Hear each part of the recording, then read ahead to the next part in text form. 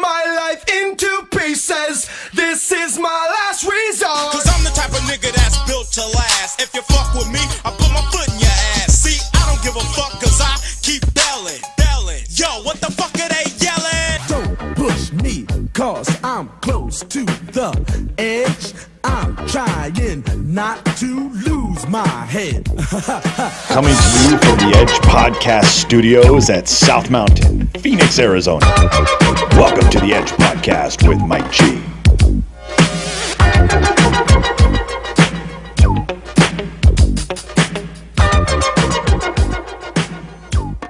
Welcome to the Edge Podcast. This is Mike G. We are in studio. Oh, got it. That was a great video, that little snippet that we did just now. I am in studio with Sarah Marshall, Dr. Sarah Marshall, and she's a naturopathic doctor. And Sarah is a world traveler. She's been involved with incredible, well, you're an author as well. And you've been involved with, speaking, and you've given some keynote speaks to some big organizations. And I'm really pleased to have you in studio today. So welcome. Thank you. It's awesome to be here. So we're going to talk a little bit about what you do, who you are, and what's the edge for you? Where are we changing the world, right? So let's just jump in. Great questions. All right. So who are you? I'm still working on that part. I am an adventure-seeking lover of life. And one of the things that I have gotten clear about is that, we have this physical vessel that we are on this life journey in, and that it's way more than just the basics of, eat good food and exercise and sleep and take care of your body, and then you can do whatever you want. Like, I truly believe that health is an access to transformation. Health is an access to enlightenment, to any aspect of spiritual growth and development you want to take on. There's a component that's linked into our physical body and our physical health. And cutting straight to the edge, that's where the questions I've been dwelling in right now for myself is I'm committed to continually growing and discovering deeper and deeper, who am I really? What does that really mean? And and we happen to have these things, these avatars of a sort, that we drag around with us. Yeah, it's true. So what is it really about? Because we've not necessarily super well, but more or less been dealing with keeping this thing alive in modern medicine, and that's only gotten us so far. Yeah. So we've got to be asking different questions, I think.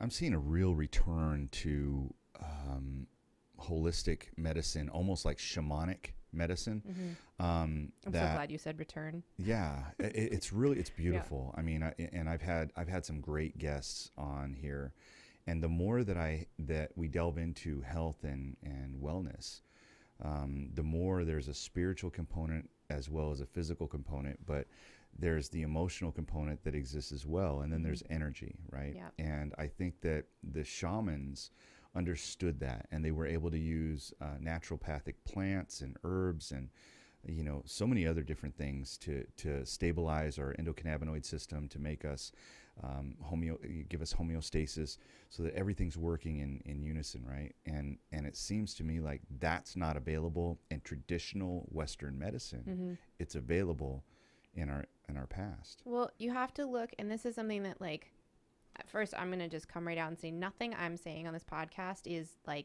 scientific evidence truth. Okay. This is all my opinions and views from a very diverse background. I mean, I was a raft guide and a downhill ski race coach before I went to medical school. So like, I just, I'm not, and I did 4 years of I have an undergraduate in chemistry, professional chemistry. I knew I'd never be like lab rat chemist, but I love knowing how things worked. So I've always had a very scientific mind. I did 4 years of research in undergrad. I did research all the way through my medical school. So I have a really solid grounding in science and journals and scientific research, but that method of inquiry has only taken us so far. Yeah. And there's other ways of looking at things. And and one of the things I've been asking is, what must be the questions we were asking, or what were the problems we were trying to solve that produced the medical system that we have? And when you look, mostly we've been trying to solve the issue of not dying.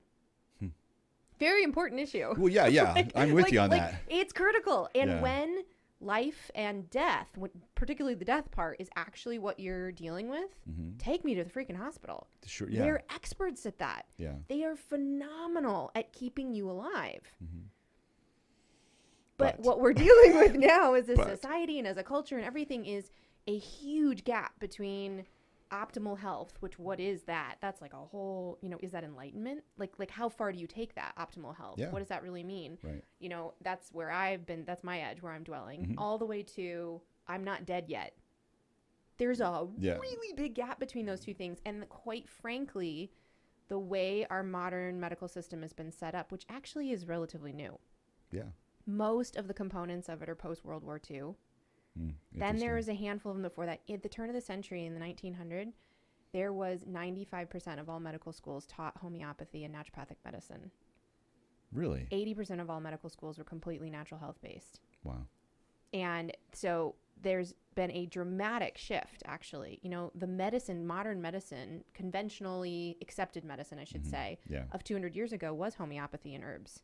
That's what we used for a long time. Well, how did we survive however many millions of years we survived, right? As, before we had, this revolution of knowledge. Yeah. How did we survive that, man? We had to have some kind of, did we really go along and it was just whoever died, well, they got weeded out, right? That seed isn't going to end up anywhere.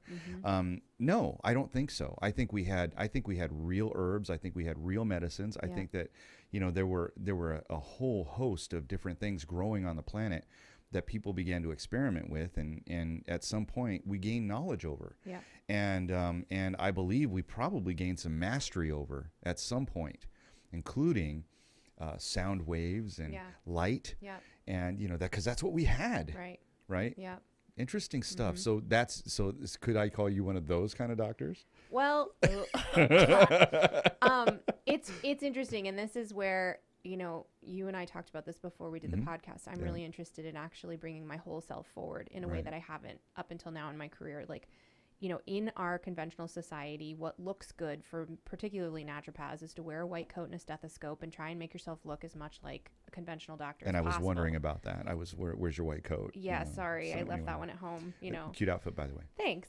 Put on the blazer, look professional, but I've never, I've never been that far into it, but I have noticed where I've been afraid to actually truly speak my mind about things because I've had it if I really tell them that, then they won't take me seriously, because I am committed to the transformation of the healthcare system. Yeah.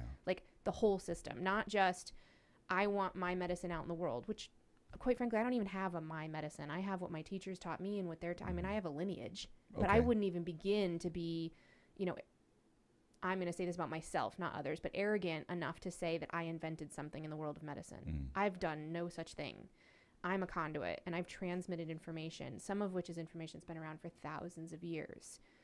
And kind of going back to your conversation before about, where has modern medicine failed us?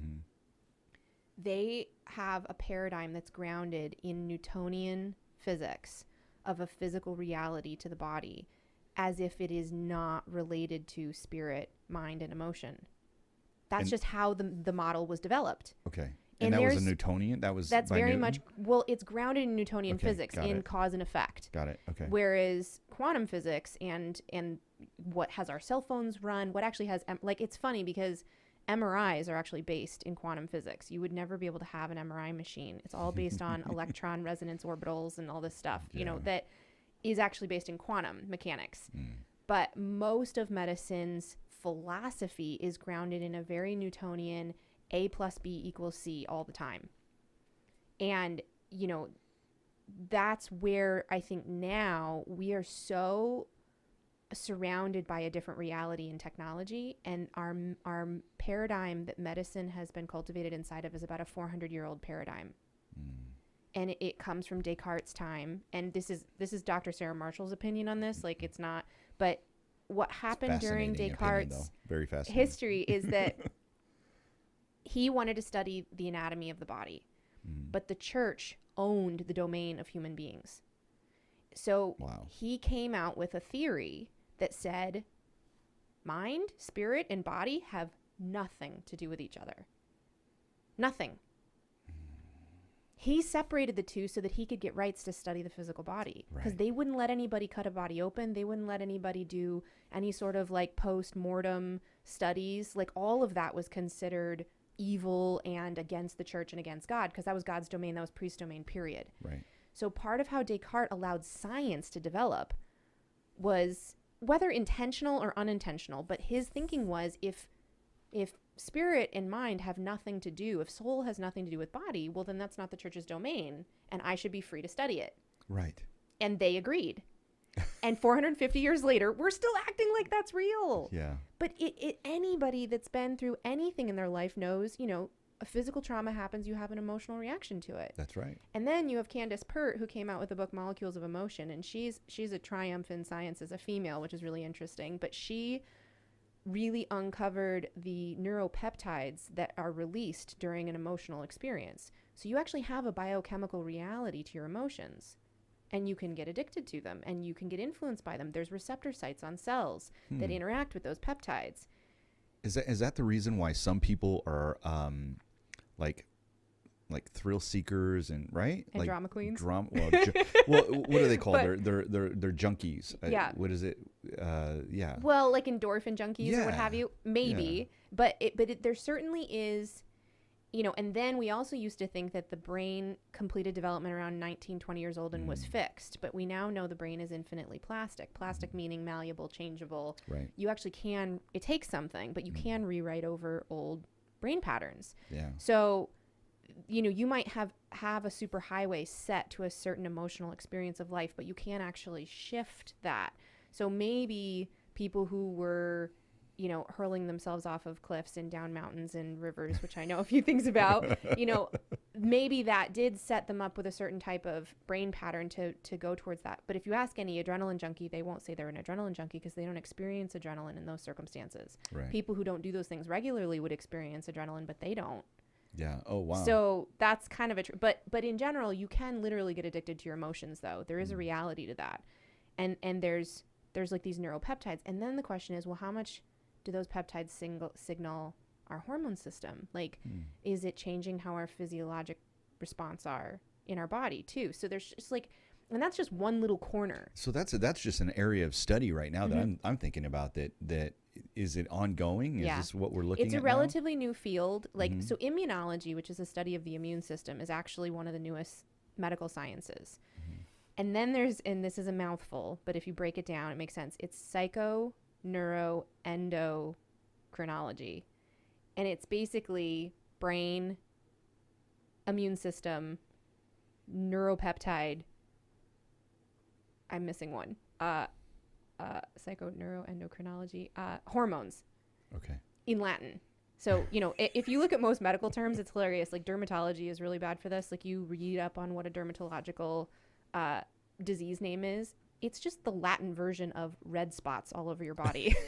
And it's like, and everyone's like, wow, what disease is that? I'm like, that's Latin for you've got red spots. That's what they figured out. So not always the most like illuminating. So what that is it's the scientific study of the relationship between your hormones, your immune system, your brain patterns.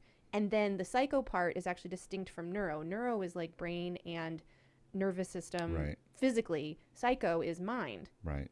So it's a whole field, and that is what I did medical research in for 4 years. So thus my passion for it is I love it. Yeah. Where does personality and health meet? You know, energetically, spiritually, and scientifically. Where does who you are as a human being spiritually and emotionally influence your physiology, and where does your physiology influence who you are, and what can you do about it?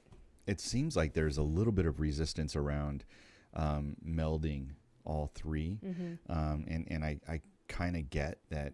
You know, it's been 450 years, right? We've been at this for a while. Yeah. But like I said, I see a beautiful return to the spiritual and not necessarily religious, right, context, but really people awakening to, you know, that we're much more than just these flesh bags, you know, where there's a lot more to us. And then there was something that you mentioned, it's kind of along these lines, but you know, why women are obese and why men are obese and what's really going on in the mind in that situation or emotionally. So share about that. That was really interesting. So again, this is just my possible viewpoint. And with any of these things, like when I work with my clients, I work really intimately with them. We get to know each other really well over the course of a couple years. Usually people work with me. And I'm always saying to them, like, this is not the truth. But if looking at it from this viewpoint gives you access to something you can heal, like, because that's right. We should get into the whole conversation. What is health? What is healing? Because that's really important for people to start to grapple with. And we have very poor understanding of those two things. But to go to your question right now, suppose, like there just became a research article that this stuff drives me crazy. But what they discovered is that if you are overweight and you have a heart attack, or you're overweight and you have a stroke, or you're overweight and you have some sort of traumatic illness event that puts you in the emergency room, you're more likely to survive if you're overweight than if you're skinny. Really? That's what this is what the research came out and said just recently. So then the conclusion, the interpretation of that is being fat is healthy. And I'm like, whoa, hold on. In that situation. Yeah. Even though the reason why you had the heart attack and the reason why you may be in the emergency room could be outcomes of, but this has been something that the research scientists have been trying to figure out for a long time, which is it really true that we're supposed to be skinny and skinny is healthy? Like, we kind of assumed so, but then there's been this research to say, well, is that, which I actually do appreciate about modern medicine. They will go and question themselves. Right. But I don't know that we can conclude that just because you're more likely to survive a traumatic event if you're overweight. I think there's some pieces that we still haven't understood. But like, let's just take that as a possible viewpoint, that it's not necessarily true that it's unhealthy to be overweight. Like that it doesn't actually decrease your rate of morbidity, and like that you actually, are going to be sicker overall. Right. And there are people that have a lot of overweight physicalness to them, and they don't have diabetes, they don't have heart disease, they don't have high cholesterol. Like that does happen. So then the question is why do we carry this weight around? What is it really serving? And this is another very alternative view of, like, I actually don't believe that there's anything wrong with disease. Say that again. I don't actually believe that there's anything wrong with disease. Okay. There's nothing right about disease either, but there's nothing wrong with disease. It's just an outcome of a set of circumstances. It's actually your body's best shot at dealing with the circumstance. It's your body's solution to the circumstances that you're under. So kind of like a early warning system, or maybe late warning system. And consider a tumor is the best thing to do with an overburden of carcinogenic material in the body. Consider that the tumor is the body's attempt at concentrating everything in one area. Interesting, yeah. Consider that high blood sugar, based on the circumstances of what a person is dealing with, is actually the body's attempt at solving the problem. It's a totally different way of looking at it. Yeah. So if we kind of get that same sense, then the question is what's good about being fat? I'm not as cold as others. Right. There's a total physical, but it's like, what do you get out of being fat? Yeah. Emotionally, mentally, like I don't like, here's the funny thing is that, like, I've decided to be fat. That's actually a choice based on what I eat, my activity level, and all those other things. That if I was, and if you take the traditional understanding of, calories in and calories out, right, which everybody knows about. We all have the food pyramid, which is total bullshit. I'm just saying that right now. Actually the calorie in, calorie out model is also missing a few pieces. It's so actually it's not accurate, but it's actually more of, I think it's, and it comes down to, thermodynamics, right? That law. Yes. Third law? No, I don't know. I'm not counting. Anyway, so there's this law of thermodynamics. Anyway, the point is that calories in and calories out is impossible to. Your body doesn't even know what a calorie really is. Right. No idea. Yeah. And so we termed calorie as a form or a measure of energy. And so we're talking about burning energy, right? Or getting energy into the body. And the idea would be, mathematically, right? And I'm not telling you anything new, right? You bring in 2,000 calories, you burn off 500 calories, you brought in 1,500 calories. If your normal baseline was this, you can deduct it, and that's how you would lose weight. The problem is we're talking biology, not math. Well, and there's a few pieces in that law of thermodynamics, because if you actually look at the core, this is why having a background in chemistry is really interesting. That whole thing is heat cannot be lost, only transformed inside of a closed system. Right. But our body actually isn't a closed system. It's in an environment. The closed system is Earth. We forget about that part all the time. Right. And Tim Ferriss, the 4-Hour Body, which is a favorite of mine, he makes a very strong case about Michael Phelps, because Michael Phelps eats 10,000 calories a day. Yep. What's the difference between Michael Phelps and other athletes? Now, I know the difference between Michael Phelps and me, but we're talking about Michael Phelps and other athletes. Right. What sport is he in? He's a swimmer. Yeah, and so what environment is he in most of the day? Water. Yeah. And heat is lost faster in water than it is in air. Interesting. So Tim Ferriss has this whole thing about actually you can rapidly increase weight loss by spending 30 minutes a day in an ice bath. Now, he also is a big proponent of maximum effectiveness for minimum input, and most of us are not going to submerge ourselves up to our neck in frozen water. I think it's 2 minutes, isn't it? Well, the 30 minutes is the one that actually gives you the biggest difference. But so then he says if you just take a cold pack and put it on the back of your neck where you have a lot of blood moving through into your head, and it has to do with how it interacts with your brain's perception of temperature, right, you can actually get 60% of the same effect as submerging yourself in ice water. So that one's much preferable. I think I'll do that. But it just brings up an interesting point. And you know, being the scientist that I am, I always love when we kind of can challenge some of these things that we think are scientifically based, but the reality is it's just somebody's interpretation of what we knew at the time.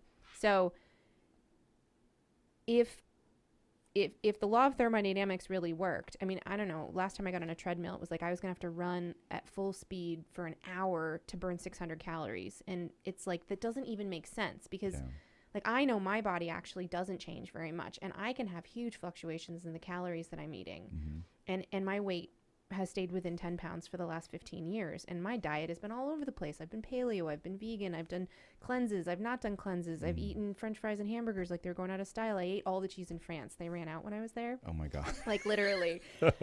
I went to France for the first time and I ate all the cheese. So like, and I came home and my weight hadn't changed. So what's that about? You know, so it just brings a whole different question in. And yes, like, so in the model that I use with my clients is that we're actually a 4-part human being, where we have a physical body, we have a mental landscape, we have an emotional world, and we have a spiritual world.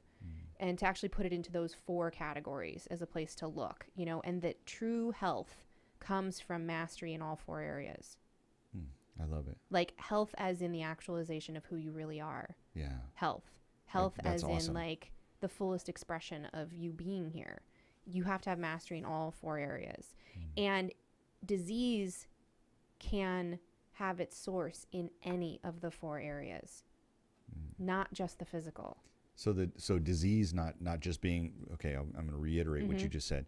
Disease not necessarily being physical can show up in the emotional world, can show up in the physical spiritual. Disease can manifest from any of the 4. Okay. So you can have so like you can actually have, if you eat cyanide, it won't go well.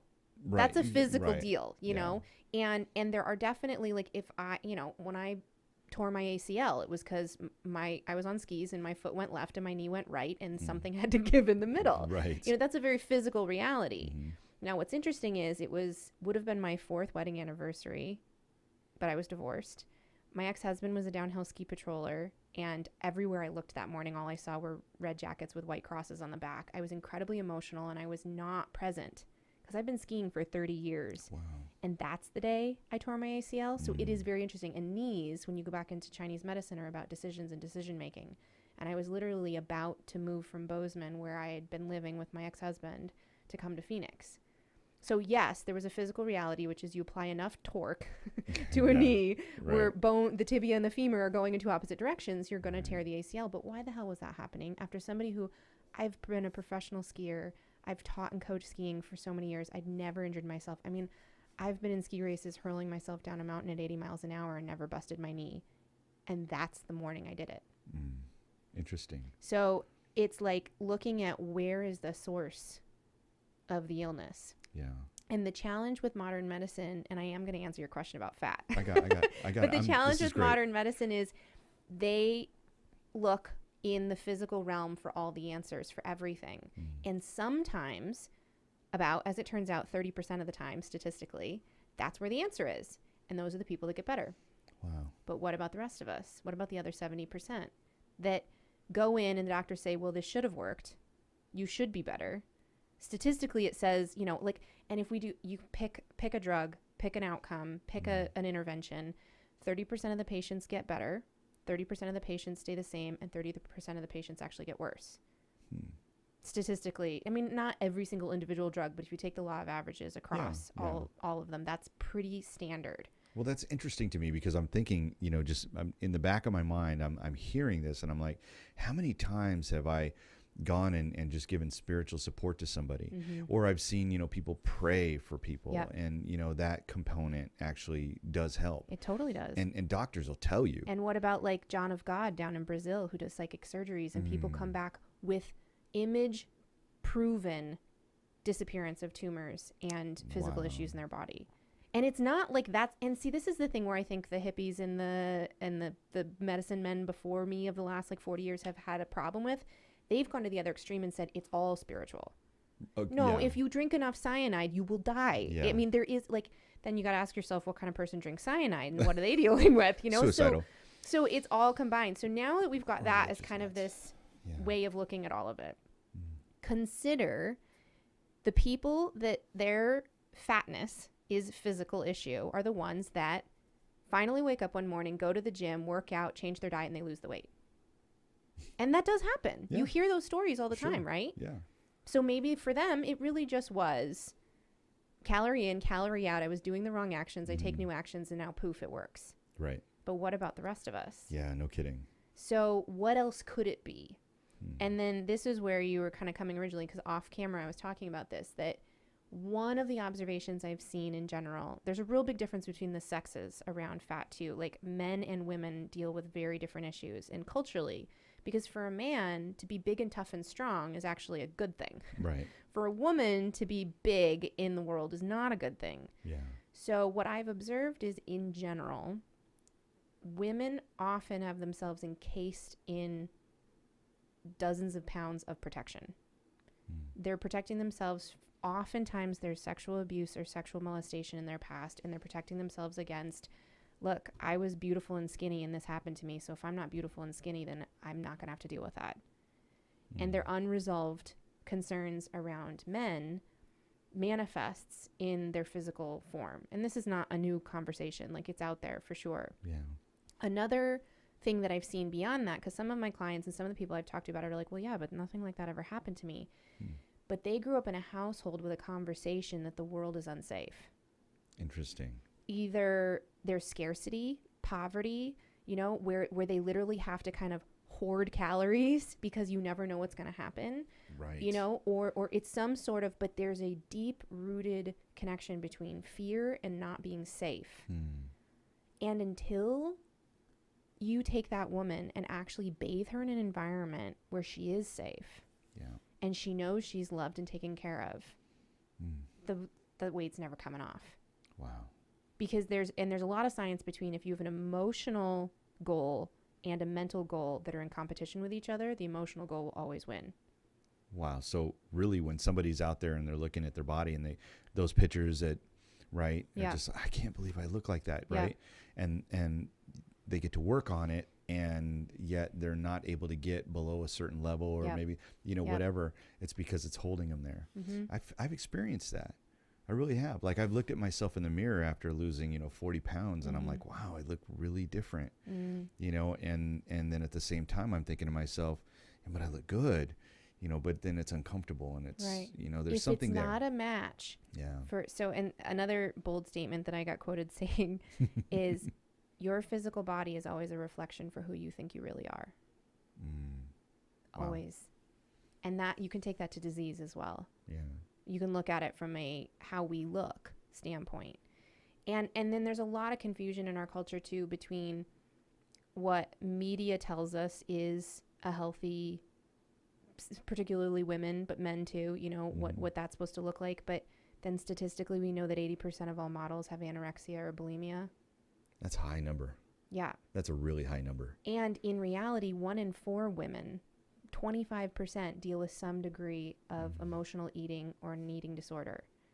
There's eating disorders, which are categorical as a mental illness, which that's like, I don't mean it.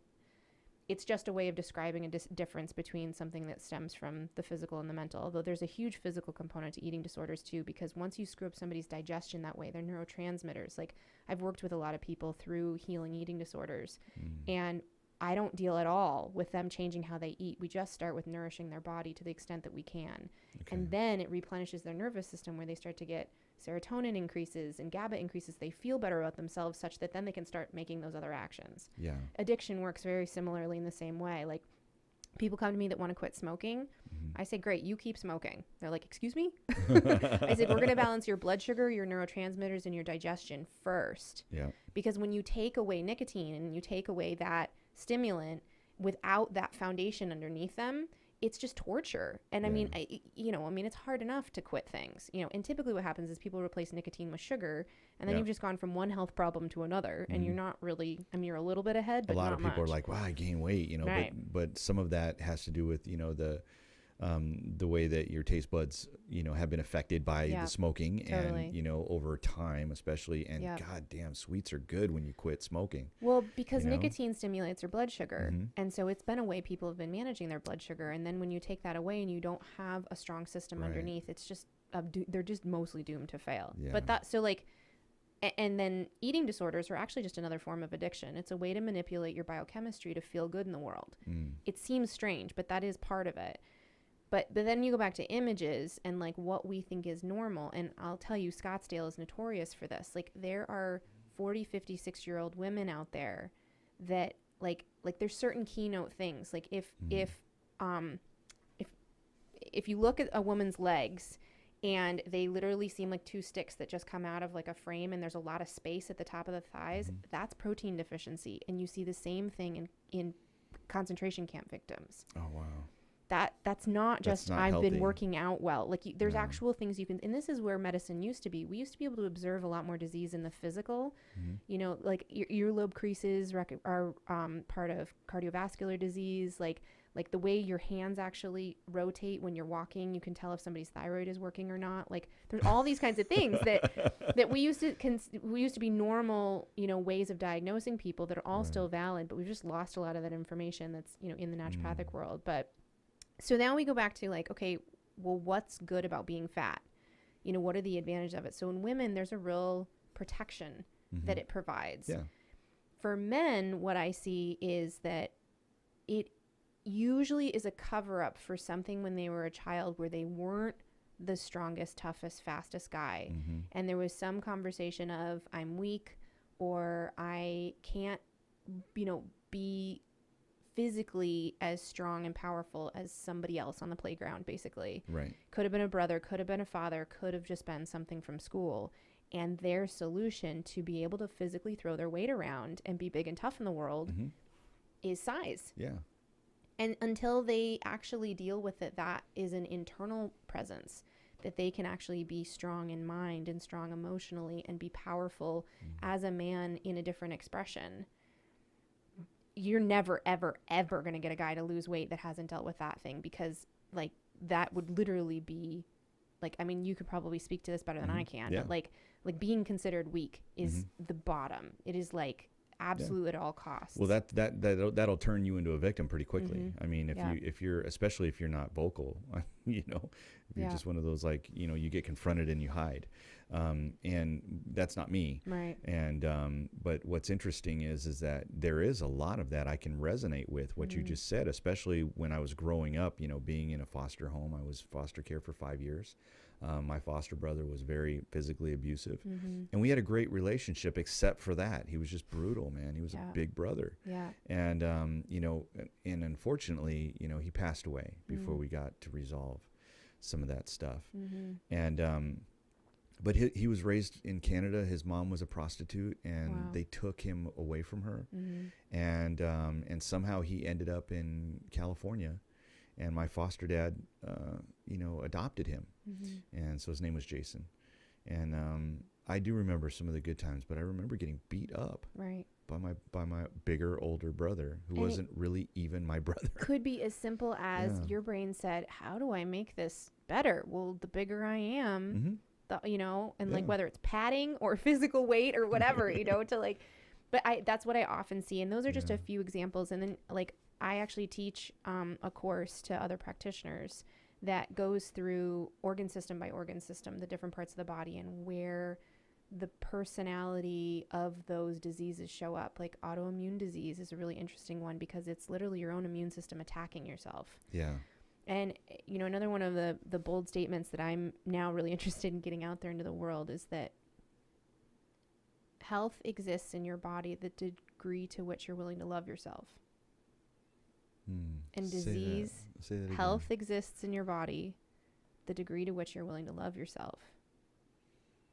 And disease exists in your body the degree to which you resist love. Wow.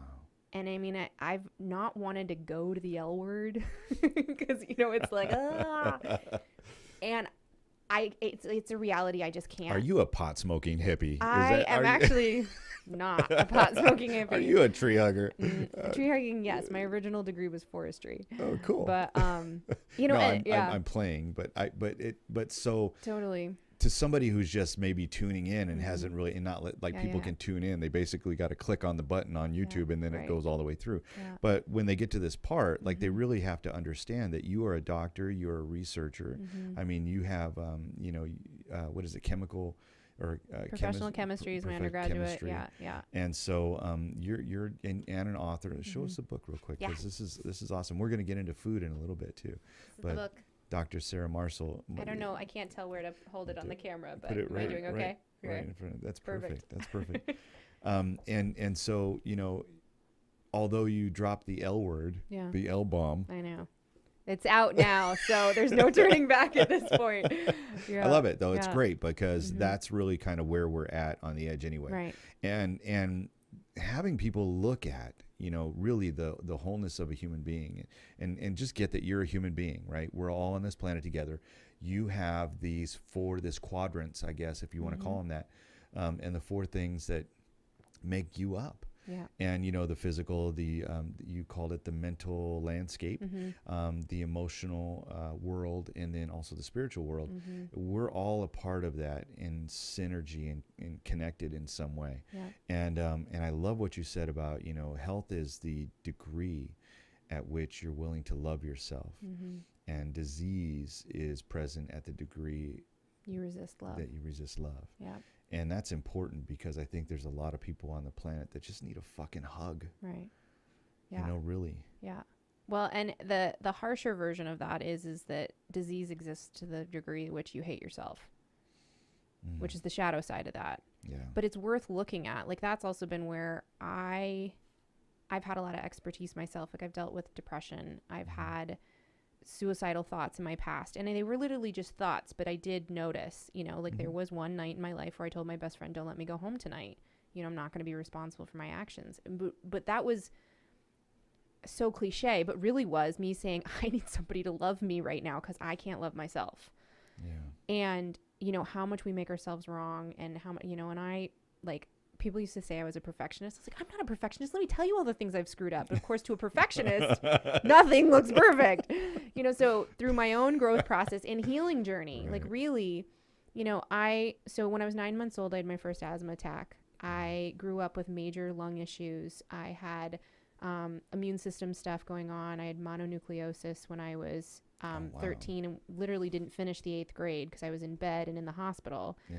And then I ended up with strep throat from that, which I then got recurrent strep throat. I got antibiotic resistance to that. So then 4 years later, had to have my tonsils removed when I'd had strep for 4 months. Like there were 3 separate occasions as a child that I was literally near death from an illness. And thus being a naturopathic doctor, you know, and through that whole time, modern medicine saved me. I would not be here today without antibiotics and steroids. Like literally no way. Right. But it's interesting that in 18 years of dealing with those illnesses, nobody said, when you're healthy, here's how you can strengthen your lungs. When you feel good. Actually, in the 80s, they were telling kids with asthma to never exercise. because they categorically said all kids might have exercise-induced asthma, but I didn't have exercise-induced asthma. Well, that comes from the mentality, I think, of what you spoke to earlier, which is, that we're just trying to, we're dealing with death, right? From the perspective preventing of, death, we don't want you to run die, across the room. don't run around, Yeah. right? Don't strengthen yourself, right? And that makes sense if your viewpoint is, let's try to keep people from dying. Totally, but exactly. Let's get people living. Right. That's a whole different viewpoint. Yep, totally. So like, I am not a stranger to this experience myself, and I literally missed a third of primary school and high school. How did you become a doctor? Jesus, really? Well, no, to be honest, it was a strong suit. Like, I mean, then I decided, well, this isn't going to stop me. So I actually graduated high school a year early when I was 16. I went to the other extreme, because it was like, but the flip side is I practically was homeschooled, because most of my work I would get, and then my mom and I would work on it together. So I had an incredible support system around academics in that way. So I don't even know if I would have turned out a doctor if I hadn't done that. I know, she's the best. We're shouting out to Mom right now. So what's your mom's name? Catherine. Hi, Catherine. Yeah. How are you? She's fantastic. She's awesome. Yeah. Thank you for that. Yeah. Thank you for the gift you've given us. We appreciate you. Shout out to Mom. Totally. By the way, shout out to my mom. While we're at it. I love you, Mom. Yep. Can't wait to see you tonight. Okay. So now what? What were we talking about? I don't know. We got distracted by the mom conversation. I just fell in love with the whole mom idea. Yeah. You know what? I'm a mama's boy. I kind of am. Yeah. You can ask anybody. But there's a reason for that, and that is because she loved me like no one else. Do you know what I mean? Like really. So, we were talking about the impact of love on the human. Appropriate that moms came up. Yeah. Yeah. We were talking about the impact of love or the lack of love or hate on, our immune systems and everything else.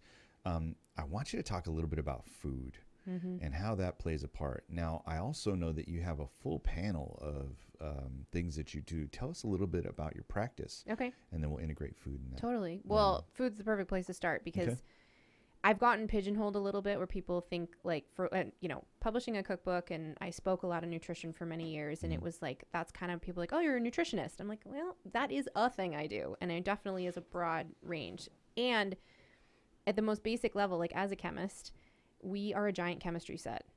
Like, that's all we are. I mean, we walk around all day long, and the reason why we are the way we are is because there's chemical reactions going on, about 3 trillion of them every second. Jesus. And in chemistry, I'm above average. I'm probably like 4 trillion. Probably 4 trillion, totally. Especially the more other substances you put in there, you can increase the rate of that. But exactly. So if you look at it from that perspective, or this giant chemistry set, in chemistry, if you remember even like the most basic experiment you ever did that one time in science class, you had to have the right reagents, the building blocks, in the right environment, usually pH and temperature. That's what we controlled in chemistry, to produce the right products. Right. It's really simple. Yeah. So if you're not getting the right products out, consider possibly, since atmospheric pressure is pretty consistent, we don't have to worry about that one. Right. pH is a whole ball of wax, but pH is much dictated by the product, the things that go in your body. Right. And our temperature is relatively consistent, or it's at least the outcome of what we're doing. It's all about garbage in, garbage out, groceries in, groceries out. Like you can come from there. And so with all my clients, I make it really clear, this isn't about food. And for the first 3 months, you're going to think it's all about food, because we have to start there. Without that foundation, it'd be building a house on quicksand. Like, it's completely ridiculous. Yeah. And what I see in a lot of alternative medicine systems is they have brilliant modalities of energy medicine and biofeedback and all kinds of things. But if you don't address somebody's diet, you're like trying to put a drop in an ocean, and it's not going to really be as powerful as it could be. But if you deal with somebody's diet and you deal with food first, because it's the most movable thing to tip the needle. Yeah. So I do talk a lot about food. But then you wrote a cookbook. I did write a cookbook. It's true. And I love food. I'm a foodie. And I mean, that's part of why I wrote a cookbook, is because, and there's bacon and sausage and lots of good things in here. And I use butter all the time. And while my body actually would prefer that I never eat any grains and I never eat any dairy, I, go to France and I have a croissant, and I go to, I believe in experiencing the fullness of life. And I actually think the more you live evenly in all 4 quadrants actually gives you a greater access to that. But in the beginning, if you're trying to reverse major illness, you've got to be as strict as you can freaking stand it in the food department, because that's what's going to help push the needle. And quite frankly, when most of my clients show up, it's actually easier to get them to eat 6 cups of vegetables a day than it is to change their job. And their job may be a bigger issue of stress, but I can't get, they're dependent on the income. So quitting their job's not an option. Right. It's a lot easier to change what's in their groceries. Yeah. So we start there, you know, even though people are always like, please don't tell me it's about the food, but it's actually the easiest place to go to shift things so that you can deal with the rest of it. It's appropriate also, because I think that for me, where food plays a big part is that it has a social component to it. So it's not always just about, you know, well, what am I eating? It's also who am I eating it with? Yeah. And so when you start to look at what foods matter to the human body, I mean, we got our macronutrients, our micronutrients, and all our vitamins and minerals and everything else. And what has to happen is we have to maximize our nutrient intake. And Twinkies are really, really bad for that. Well, so here's the soundbite, okay? Here's the part we can just take off is you have to eat high density nutritious food that causes no harm. That's the part everybody leaves off. Yeah. Like there, you know, and somehow that like leaves a door open where we can get away with things. But, you know, I mean, as a doctor, I took the Hippocratic Oath, which is, you know, do no harm is the first thing we do. Right. And if all of us took that oath for ourselves, we would have to really grapple with a lot of the food that we eat, because, you know, this is called Food That Grows, the book. And as I was saying before, as opposed to food formed in a test tube, right? You know, food from a chemical lab. And a huge portion of the food that's in our grocery stores is corn. Yeah. It's 101 different ways of rearranging corn. Yeah. And there's a really interesting documentary that came out quite a while ago called King Corn, where they actually take hair analysis of people and they can genetically trace the percentage of your body that's actually made up of corn. Really? And most human beings in America are like 80 to 90% corn. Wow. Because even the beef that we eat, the chicken that we eat, the fish that we eat, I mean, there's no corn that grows underneath the ocean. We're not supposed to be feeding salmon corn, but it's cheap and they will eat it. So, you know, what we're not going to deal with right now, because it's just like, is the food system and all of that. But that's another podcast. It totally is. And in my practice, I'm infinitely practical, which is, okay, we could be righteous about this and say, well, I'll eat healthy when Monsanto changes their, you know, but that's not going to freaking happen. And we want results today. Right. So based on that, we have the system that we do. What can we do about it? So the principle is eat high density, nutritious food that does no harm, or does as little harm as possible. Yeah. And what I have found in my experience and from my research and from like observing the general population of health nuts out there, what I start all my patients on is a paleo based diet. It's not strict paleo. Like I'll still include some legumes. I still include butter. I still include a little bit of gluten-free grains, especially if they're actually cooked in whole form. Like it's quinoa made of little grains of quinoa versus like anything ground into flour is going to impact your blood sugar system in a negative way. So I tend away from those things. But then I start them on that as a base. They don't even have to live there. But it's a place to clean everything out. It's got the least allergenic type foods in that diet, and it just gives people a break. And like there's a lot of, I was raised a vegetarian. So I was a vegetarian until I was 25. And I've spent a lot of time in that community. And I don't know, this is actually one of those like my working on hypotheses, but it's interesting that like Buddhism and a lot of very enlightened spiritual communities are vegetarian. Yeah. Well, you call me when you're near enlightenment and we'll talk about vegetarianism.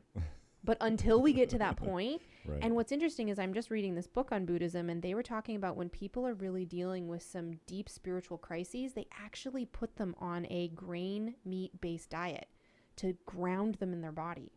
Wow.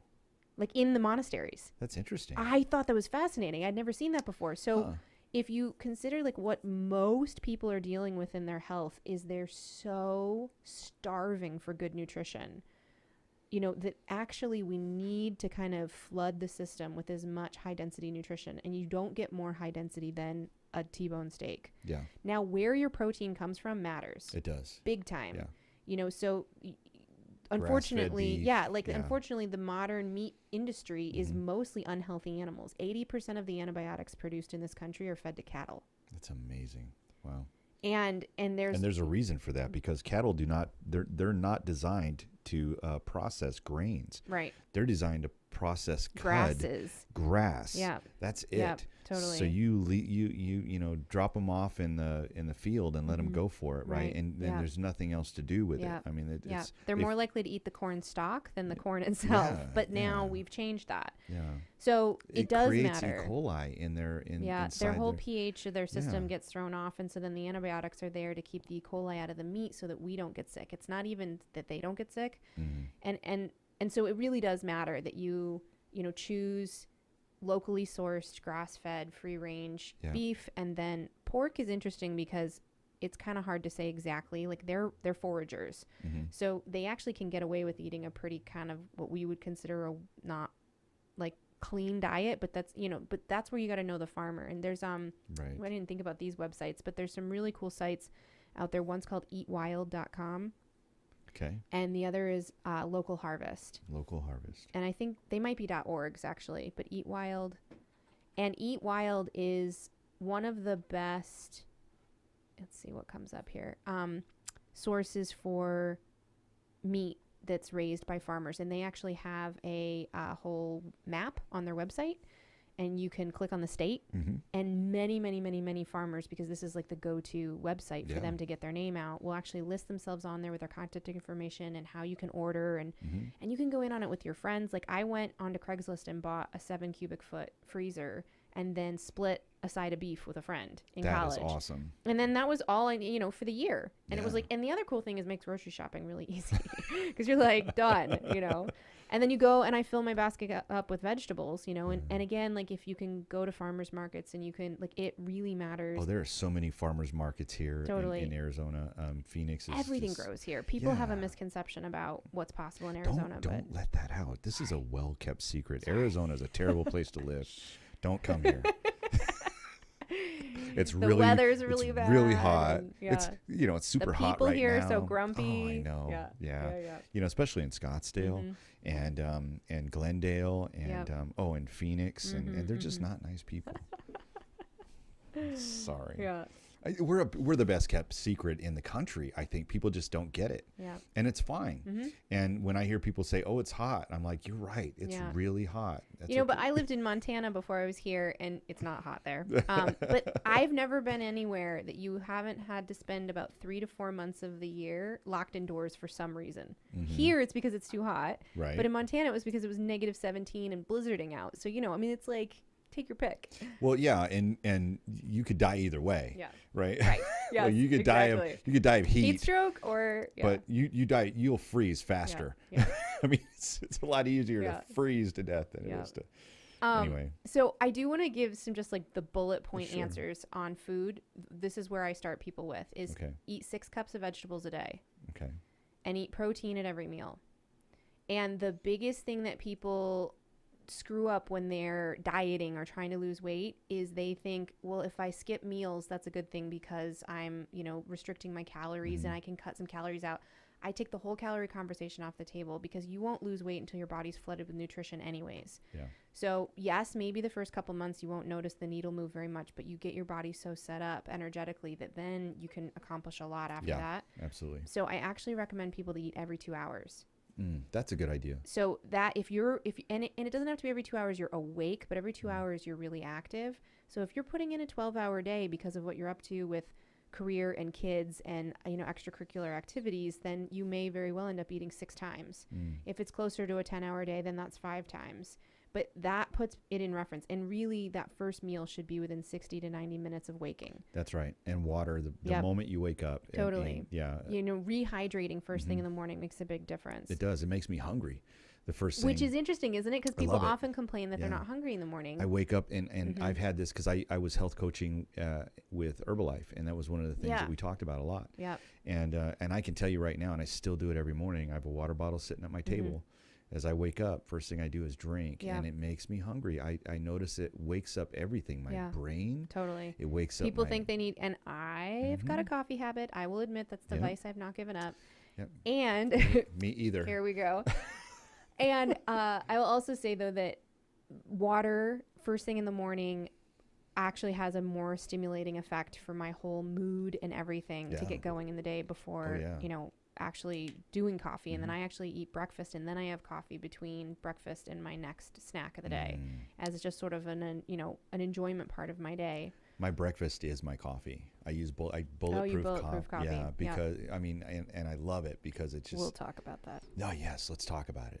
I would love to tell you about it.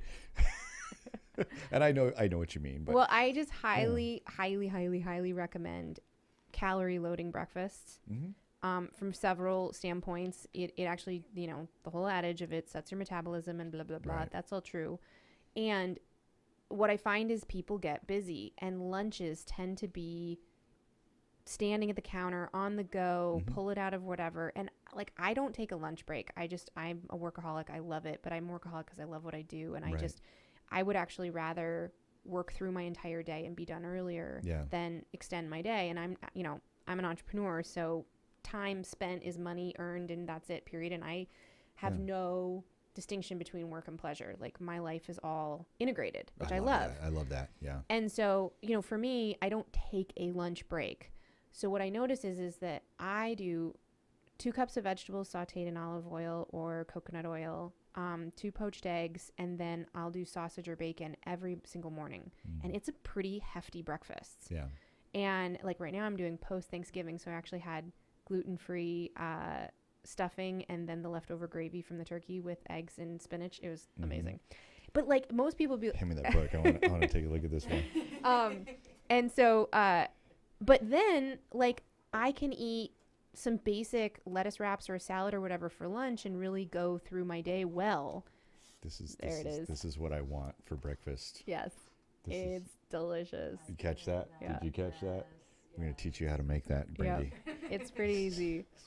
Awesome, man. So that's one of your recipes, right? And we have a whole, like, we decided how to set up the cookbook. A lot of times they do it based on, you know, vegetables, grains, meats, and we did it breakfast is like the first, you know, there's a whole section just on breakfast. Yeah. Because it's, you know, and it's often the time of day when people say, well, I don't have time. And it's like, yeah, but what are you going to rather spend the time in the morning where you can build your energy, or when you're exhausted at the end of the day for dinner?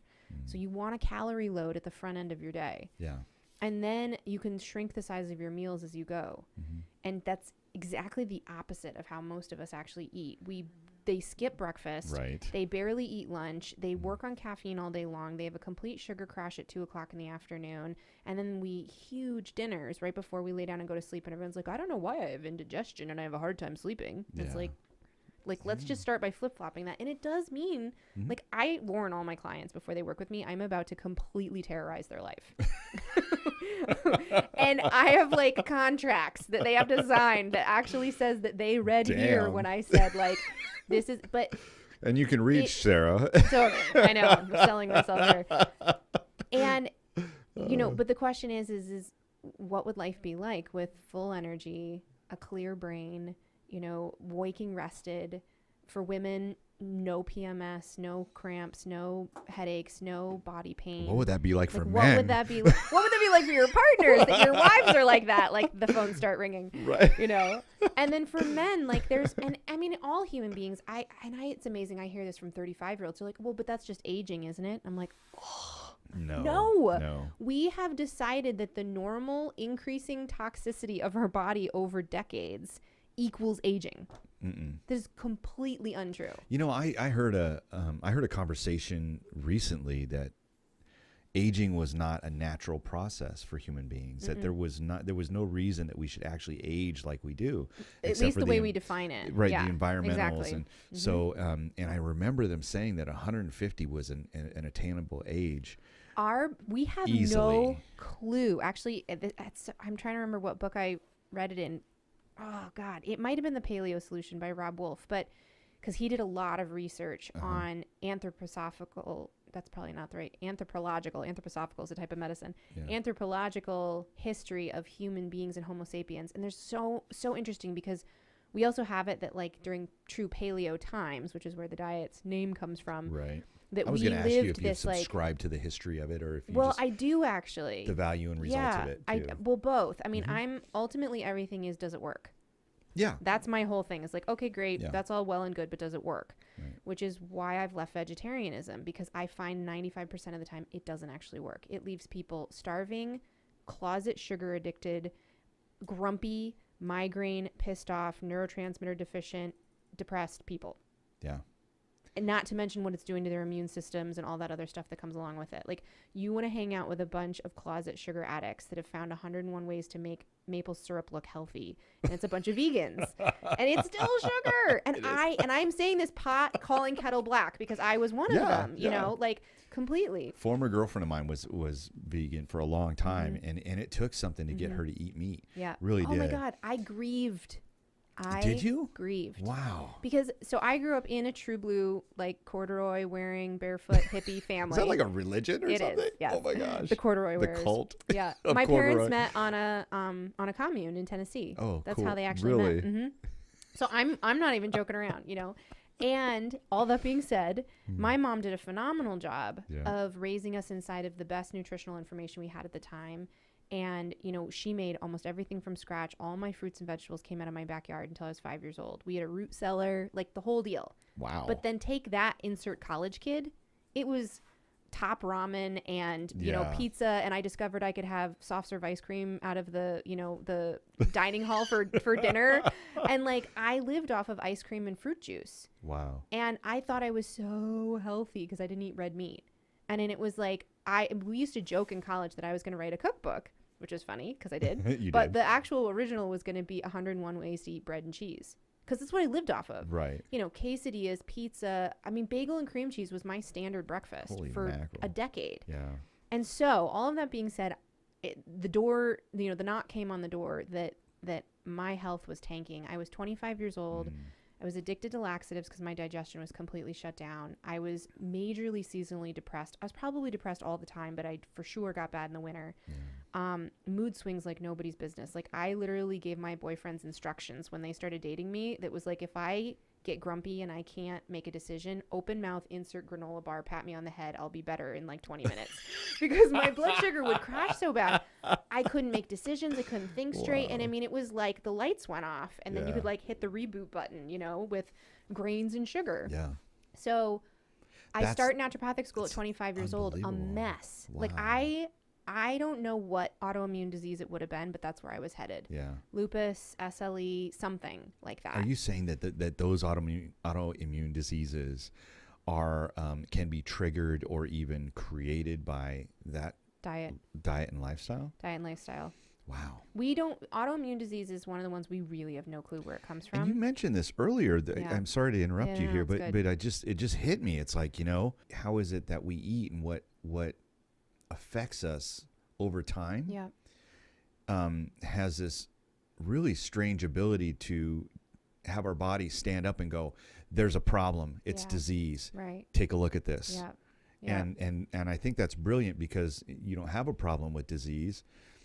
Right. Like, you're like, I have no problem with disease. So another way of looking at it is that symptoms and disease is your body's way of communicating with you. Right. And most of us just have, and we don't have a culture that looks at it that way. Mm-hmm. It's all evolved around how do you ignore the issues? How do you, power through? Don't call in sick. Keep working through it, and then you have a cold. It's normal. People are like, oh yeah, I had this cold. It lasted 3 weeks. Wow. Colds are not supposed to last 3 weeks. No way. That is a suppressed immune system. And then the other one, the flip side, is when people say, I haven't been sick in years. 8, 9, 10 years, I haven't had a cold. That is a huge red flag. Really? That their immune system, because, there are cold and viruses are everywhere. You want to get a good flu or a good cold, preferably once a year, but every 2 years. And it should kick you on your ass. You should be out for 72 hours where you feel like you're dying. Every orifice should be leaking. Like, that's actually a good sign. Like, snot, throwing up, diarrhea is your body's way of eliminating toxins. Wow. Where else is it going to go? Yeah. Like, it has, I mean, if you, and you hang around little kids, what do? Projectile vomit. Yeah. Their nose is gushing all the time. Yeah. They're little heaters, right? Yeah. And all sorts of diarrhea type things happen. That's how kids get sick. That's actually the way it's designed. Yeah. And then we think like, oh, I should be sick with like maybe a little this here. And then we wonder why it lasts 3 weeks is because it's stuck inside. It's like you have a fire in your house and all the doors and windows are locked. Yeah.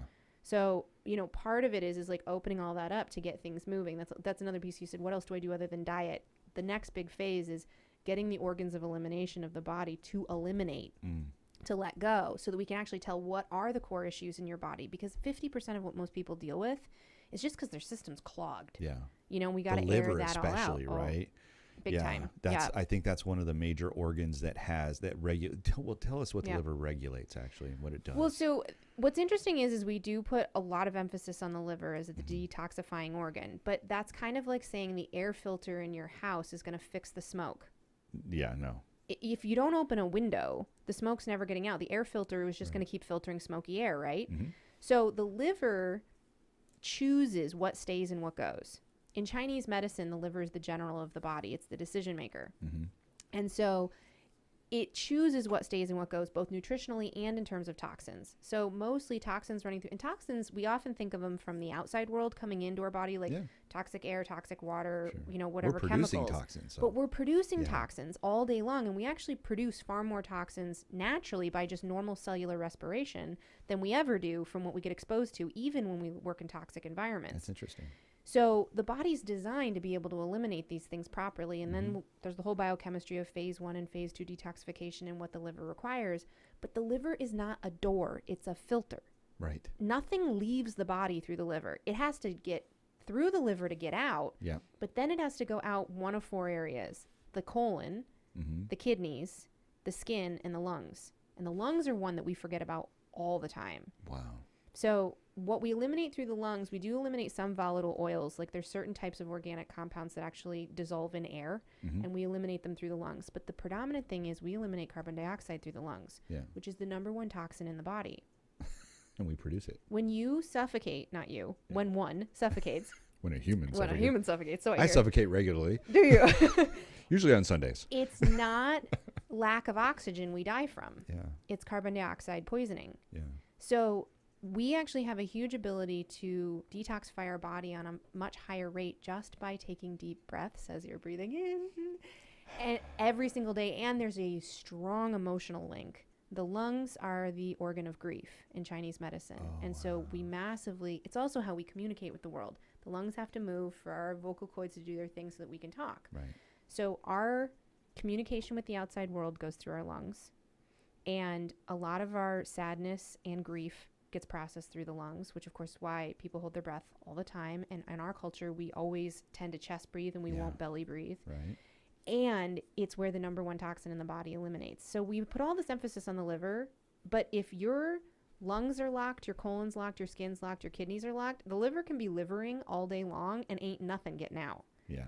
So that's when people do cleanses or detoxes and they get headaches, they get body aches, they get mood crashes. It's because the doors are all locked. Yeah. So you basically started smoking out the house and it can't get out of anywhere.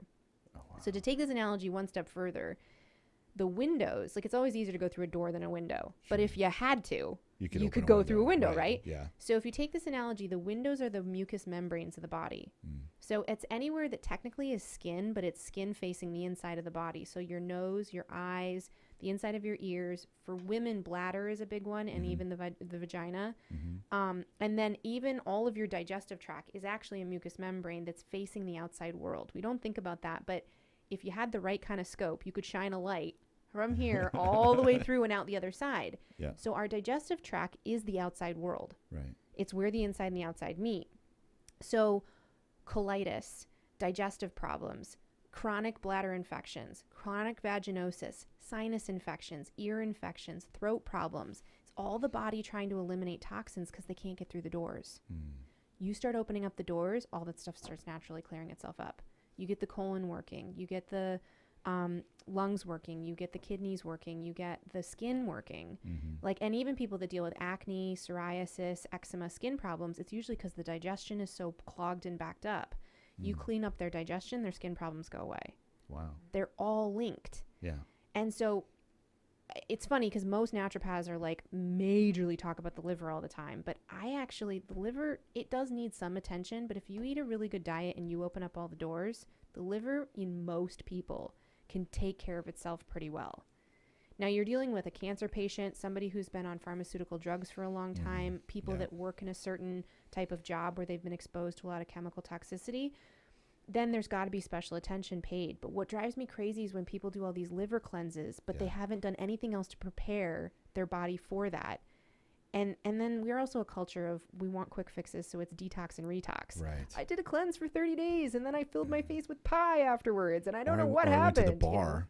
You know? And it's like, and I don't have a problem with cleanses, but I honestly tell most people they should do 2 to 3 years of basic work before they even deal with cleanses. Yeah. You know, and honestly, a lot of what's on the market today are not actually cleanses, but they call themselves cleanses. What they really are is stop eating junk food diets. Yeah. But it's trendy right now to call them all. Like, honestly, a lot of what Herbalife does, what Arbonne does, what Advocare and Isogenics. There are cleansing components to each of those, but the predominant system they use is just getting people off of packaged food. Which is huge. Yeah, that's huge. Totally. I think that what's funny is that so I do a cleanse, but I don't. It's a very intrusive cleanse. I do it's the organic coffee enemas. And those cleanse the liver amazingly. Very uncomfortable. It takes something to do it. Yep. You've got some setup. Yep.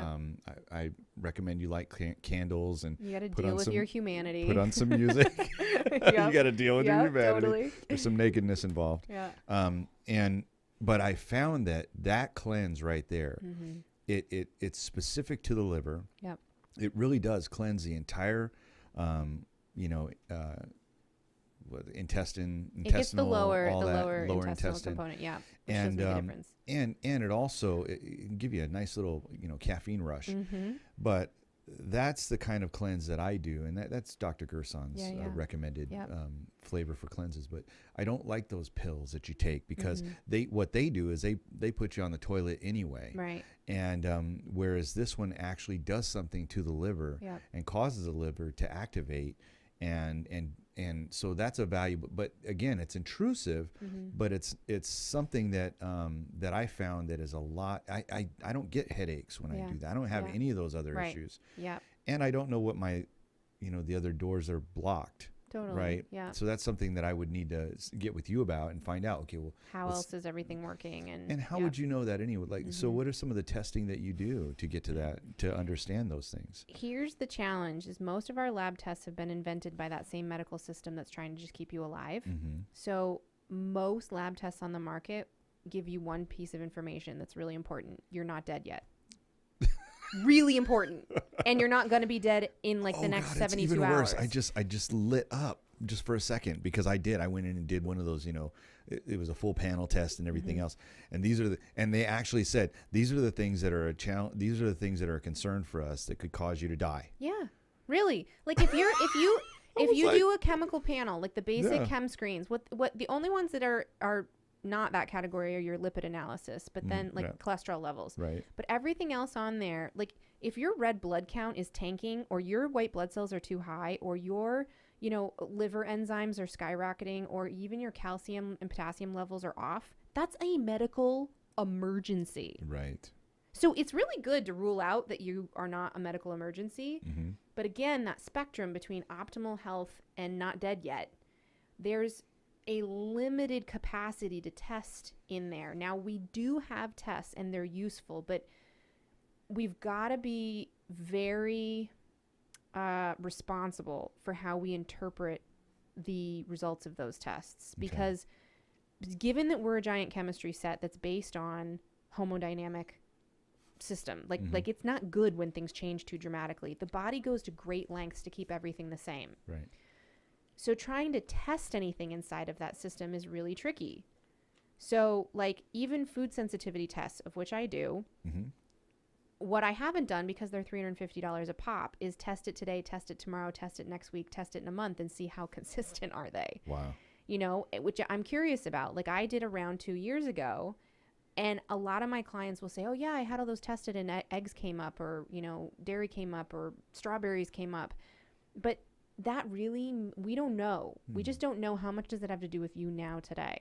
Yeah. Hormone testing is also similarly interesting, but you've got to make sure that you're keeping it inside of the correct perspective, because at any moment your testosterone level is changing. Like I walked in the room and your testosterone level might have changed, you know, and then like how much you've eaten, how much exercise you've had, how many deep breaths you've taken. All of these things impact our hormones, because our hormones are constantly regulating, keeping our body stable. So they're going up, they're going down. So you've got to really make sure that whenever you do testing on these kinds of things, that you've taken it with, you know, the proverbial grain of salt, and it's contextual. Where a lot of the functional medicine tests are, and where they're important, is comparisons to themselves. So you get a baseline and then you compare it over the course of changing things in your life and your diet and doing treatment. That is more interesting than a snapshot taken. It's like if you take a photograph of a murder scene, it only tells you so much. Right. Versus a video. Yeah. You know, when you take out the component of time. And in functional medicine, which is dealing with how to take an alive body and make it healthier, you have to get that we're inside of time and things are changing all the time in order to keep our bodies alive and stable. So I do have some tests that I run, but honestly, I get 90% of the information I need from your experience of life.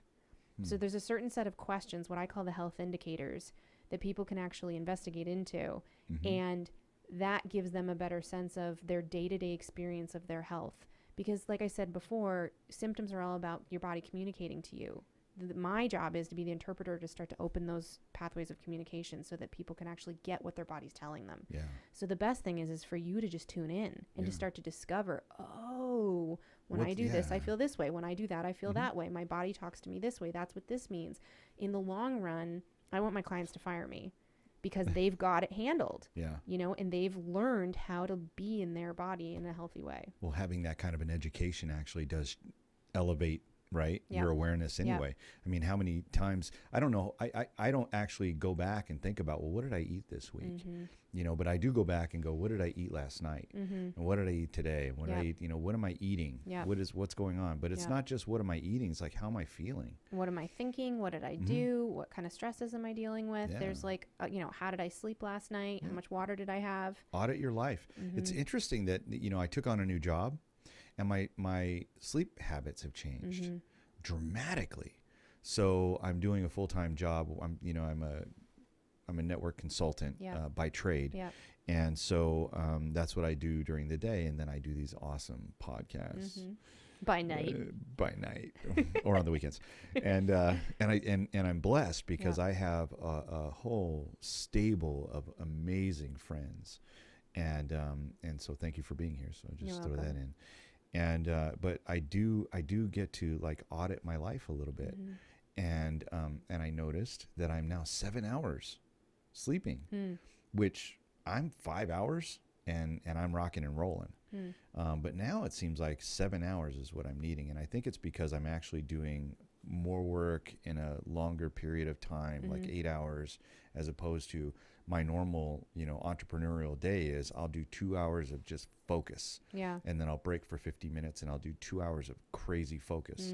And so that allows me to break my day up and I'm not tired at the end of the night, you know, when I'm still actually working. So I think that people with full-time jobs where they're expected to take an 8-hour day and turn it into whatever the result they're being paid to produce has some drawbacks. Also, working from home is way different than working in the office. Those environmentals are different. The feel of your home is different. So all these are an impact, They're right? all factors. And they can be positive and negative factors. That's the thing too, is there's no like the answer, you know, and sleep is a whole nother category of where we have so many misunderstandings. And I've heard it from lots of my clients where they say, no, I did great off of 5 hours. And that may be true, but the science shows us there's some detrimental drawbacks to that in terms of longevity, because your liver is detoxifying all night long. It doesn't do a whole lot during the day. So your body's actually eliminating and repairing and doing cellular regeneration while we're sleeping. And if we sleep less, we're truncating that process. There's actually some specific things that happen in our brain in terms of long-term memory and dealing with the stress of our day that happens between the 7th and 8th hour of sleep. And it won't happen any sooner. So if you're not in sleep for enough REM cycles, and this is where there is a lot of research out there that's saying, like, does it matter if the REM cycles are sequential, or can you do like a 2.5 hour REM cycle and then be up and do something else and do another 2.5 hour REM cycle? But we do know the 2.5 hour REM cycle is also really important. And then waking up at the right time in your REM cycle changes how you feel too. Oh, wow. So interestingly enough, 5 hours of sleep and 7.5 hours of sleep are 2 optimal time periods, because they're 2.5 hours in 2s or in 3s. Yeah. And so then oftentimes people that sleep 8 or 8.5 hours wake up groggy. Yeah.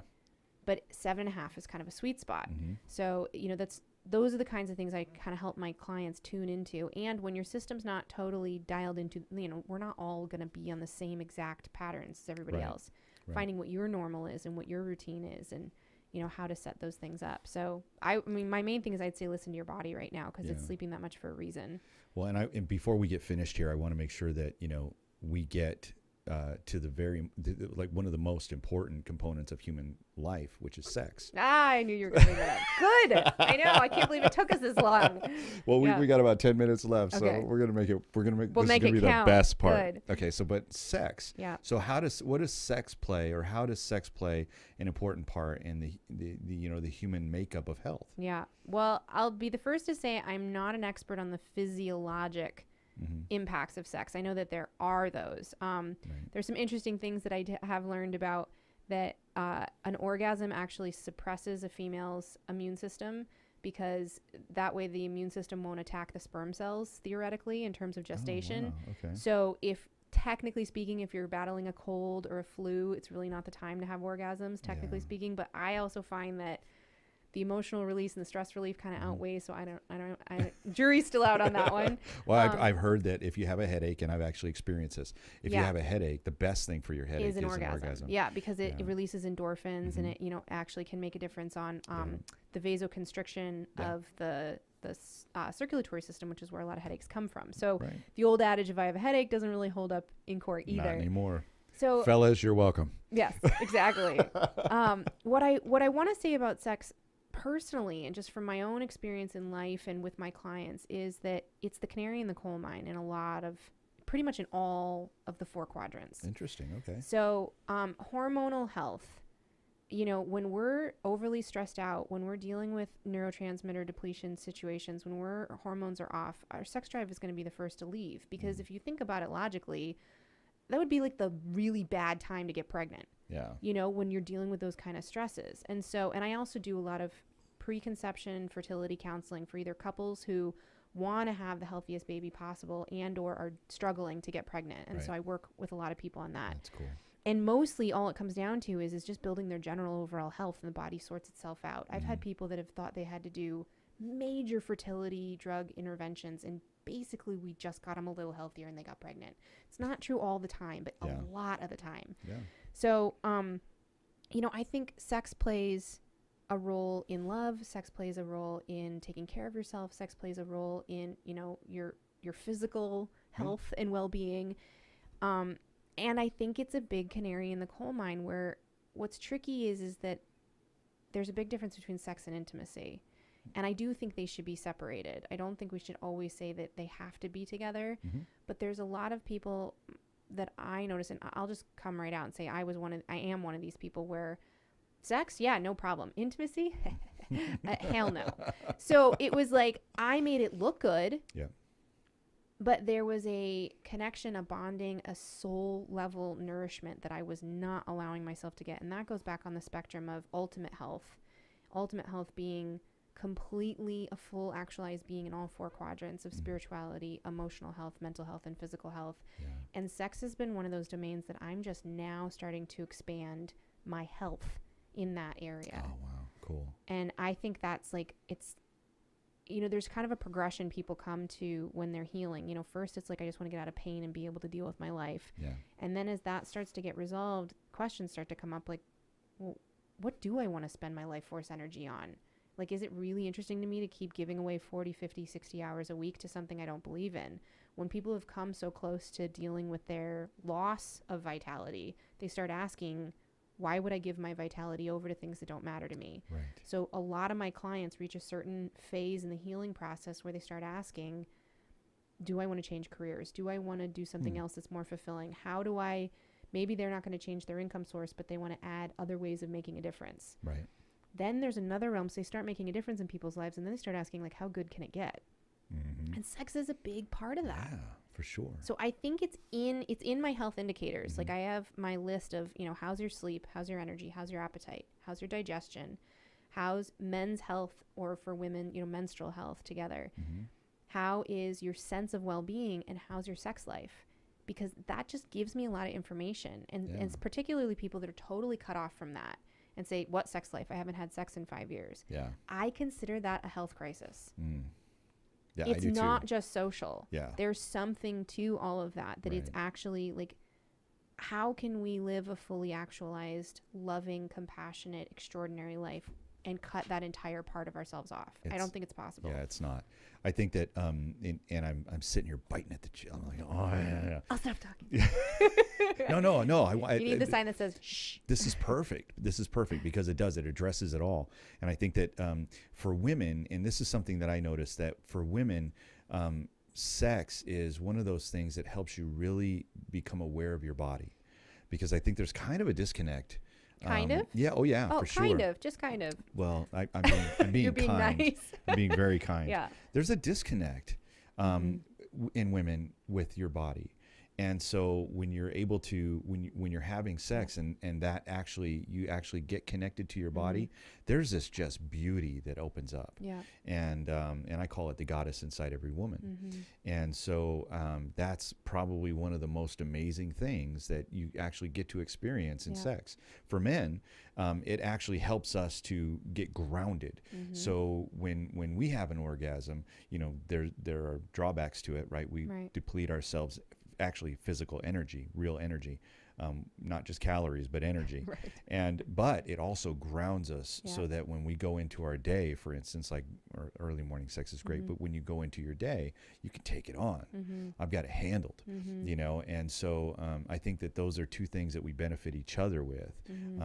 And, I'm not talking about men and women have to be that, it's women, men, whatever, whatever your sexual orientation is. But the point is that in orgasm, those are the things that show up for well, human and beings. we're kind of highlighting orgasm, but actually I want to separate that out from the whole experience of sex. And what you pointed to is really important because, men and women have disconnected, I think, from their bodies for lots of reasons. Some of it is that whole cultural understanding of powering through. Like, if you're, if you get cut or hurt and beat up on the playground, dad says, tough it out, dude. So we learn to disassociate from our pain, but then there's no disassociate from pain and not pleasure. Like, it doesn't work that way. You're going to cut yourself off from both. So the other part, and this is a place I've been exploring myself, is while I recognized I'd been disassociating, it's not so simple as to just say, oh, sure, I'm just going to jump back in that pool. Like, you've got to then deal with whatever demons are in that closet or whatever's made it unsafe to be connected to your body. And that can take time. And that's something that is very much a part of the healing process.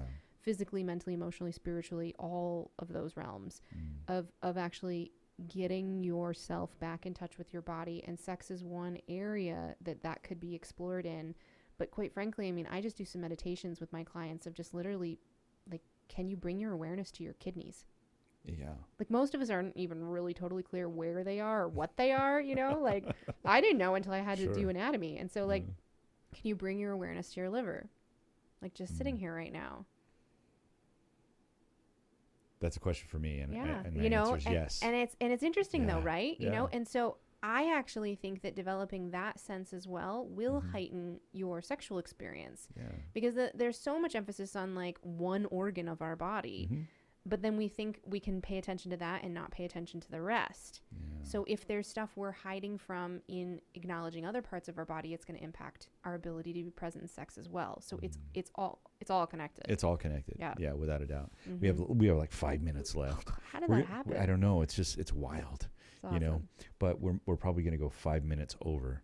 Okay. Just FYI, we'll go 5 minutes over. It's been a blast having you on the podcast. Thank you. It's been amazing to be here. Yeah, I mean, I really enjoyed it, and I think there's a lot more that we can talk about. Mm-hmm. And man, we could probably spend another hour and a half just going over some of this stuff in detail that you shared with us. But first of all, I want to make sure that people know where to get Food That Grows, your book. They can get that on Amazon, right? Yep.